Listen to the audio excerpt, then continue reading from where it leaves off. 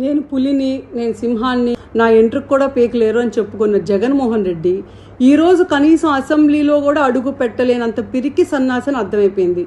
ఏ మాత్రమైనా జనాలు ఇచ్చిన మ్యాండేట్ మీద రెస్పెక్ట్ ఉండుంటే ఈరోజు ఏదైతే ప్రెస్ మీట్ పెట్టి మరి పిచ్చి కోతలు కూశాడో, ఏ అబద్ధాలైతే చెప్పాడో, నిజంగానే దమ్ముండుంటే అదే అసెంబ్లీలోకి వెళ్ళి నువ్వు అడగాల్సిన క్వశ్చన్స్ అన్ని, నువ్వు చెప్పాల్సిన పాయింట్స్ అని ఏదైతే ప్రెస్ మీట్ పెట్టి చెప్పావో అవన్నీ దమ్ముంటే అక్కడ చెప్పుకోవచ్చుగా, అక్కడ డైరెక్ట్ ఫేస్ ఆఫ్ చేసుకోవచ్చుగా. నువ్వు చంద్రబాబు నాయుడు గారు ఏదైనా ఉంటే అక్కడ తేల్చుకోవచ్చుగా. అప్పుడు ప్రజలకు కూడా అర్థమైంది నువ్వు నిజాలు చెప్తున్నావా అయితే మేము నిజాలు చెప్తున్నావా అని.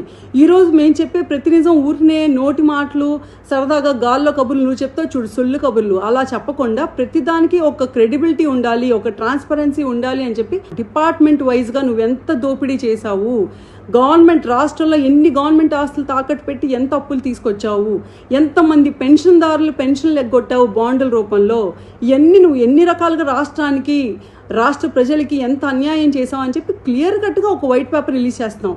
నువ్వు చెప్పే మాటల్లో దమ్ముండుంటే నీ గవర్నమెంట్లో ఉన్నప్పుడు నువ్వు కూడా అలాగే వైట్ పేపర్స్ రిలీజ్ చేసేవాడు, కానీ చేయలేదు. ఎలా చేస్తావు? నేను ఎన్ని కోట్లు దోచుకున్న రాష్ట్రం నుంచి అని చేయలేవు కదా.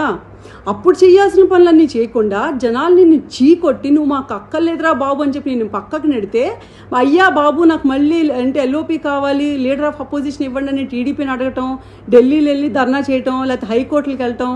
అంటే మేమెందుకు ఇవ్వాలి? నీకు జనాలే చీకొట్టి వద్దనుకున్నప్పుడు మేమెందుకు జనాలకు అగేన్స్ట్కి వెళ్తాము? అండ్ ఢిల్లీకి వెళ్ళి ఏం మాట్లాడుతున్నావు సొల్లు కబుర్లు? 4 రోజుల్లో 36 మందిని చంపారని చెప్పావు. అక్కడ ఉన్న రిపోర్టరు కనీసం 6 పేర్లు చెప్పండి అంటే అక్కడ ఏమి చెప్పలేక పారిపోయావు. అంటే అసలు జరగలేదు కాబట్టి నీకు తెలియదు. అంటే ఎన్ని రకాలుగా అబద్ధాలు చెప్తావు? కడుపుకు అన్నం తింటున్నావా, అబద్ధాలు తింటున్నావా?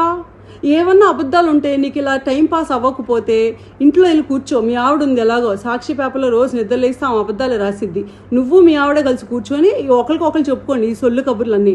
అంతేకాని ప్రజల్ని మోసం చేయడానికి, మళ్ళీ ప్రజల్ని మభ్య పెట్టడానికి అని కన్ఫ్యూజ్ చేసి నువ్వేదో పెద్ద పత్తిలాగా, శుద్ధపూసలాగా సొల్లు కబుర్లు చెప్పడానికి మాత్రం ఇంకోసారి ప్రెస్ ముందుకు రా మాకు. Thank you.